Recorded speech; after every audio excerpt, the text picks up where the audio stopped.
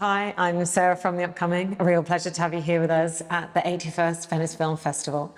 Maybe by way of introduction, you could just give us a little bit of a synopsis or an overview of the film. It's a collective portrait of people who are living in a war country, and it's about adapting to the horrors of war that becoming your daily life routine. It's observation of people who are going through transformation in the mental, in the psychical level as well, because there's also a historical side of this transformation, because if you're talking like Ukrainian people are obviously now cutting the bonds of our Soviet heritage, post-Soviet heritage, which is also important and are happening also because of the war.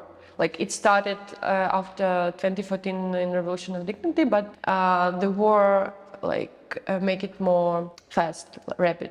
This transformation of refining our own identities that was erasing for centuries. Also in this transformative process, not only of this film is about adapting and how war become normal part of your daily life. Of course, we've been hearing about the war in Ukraine 4 years now.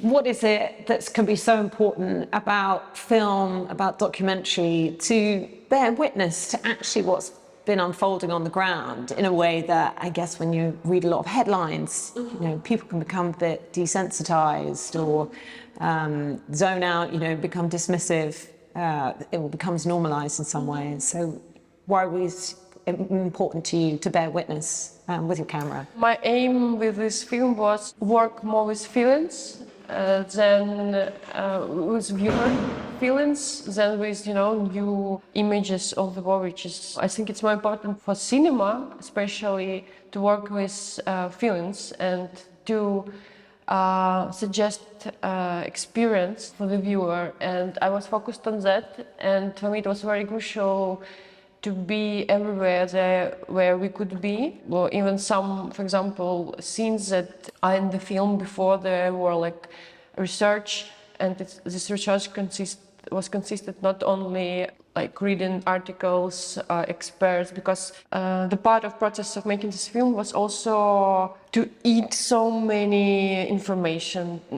For me it was like very crucial not just to read articles, but to learn history again, listen to, for example, Timothy Snyder, or to read his books, and also like to hear some experts to figure out the right then events to portray, to show what is happening with us. So the more I feel like the environment where I go and the people with whom I'm talking and they're sharing their stories, the more I could specifically translate it to this cinema language, which I hope will give the viewer this feeling of the war, but not just cold images and information. And for me it was important, and it was like something that I was focusing on while I was working on this film. And in the process of making it, I mean, there must have been so many challenges, and it's difficult subject matter, and having to be so up close to people who are suffering.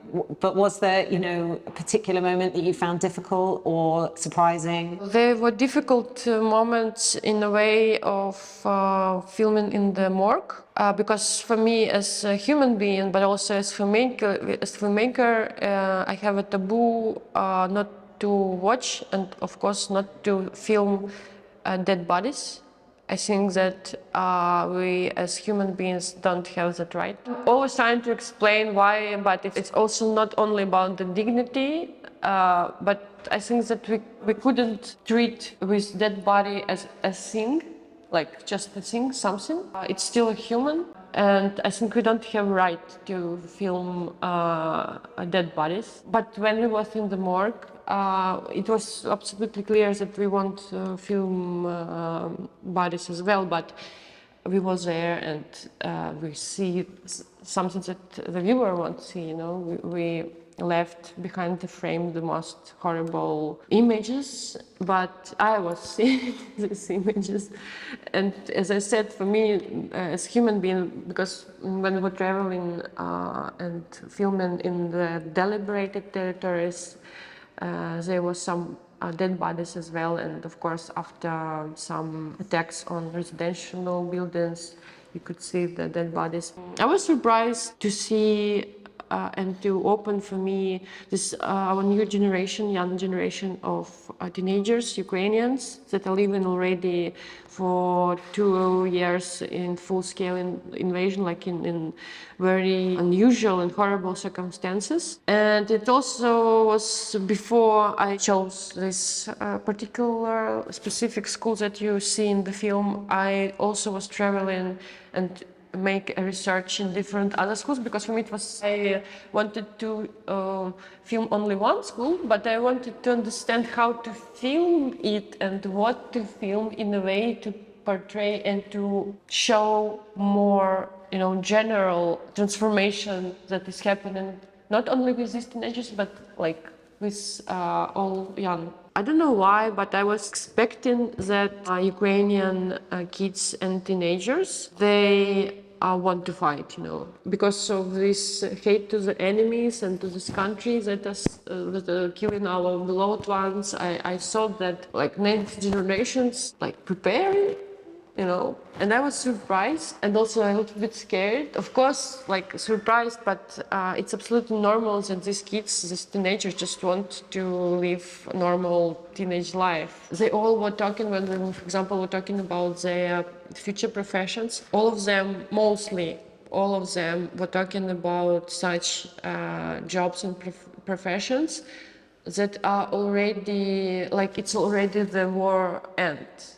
You know, like without war, like for example, I want to be architecture, reconstruct. They all are thinking that when they will be adults or like next year the war will end, and it's not on their shoulders also to hold this war. But I know that unfortunately they won't have this choice, and as we don't have this choice, we just have to defend. And this young generation that is coming, at first they are amazing. I was I was impressed how they wise, how they conscious, how they active. In each school there are like communities that of high schoolers that made already like volunteer funds small, you know, they're very active and they believe in. But on the second hand, I know that treat preparation, how Russian Federation is preparing their generation, young generation. I'm talking about this huge scale militarization of children.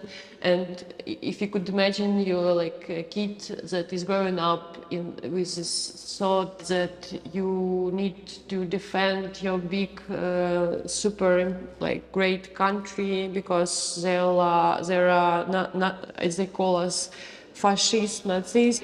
These kids will have in the blood and readiness just.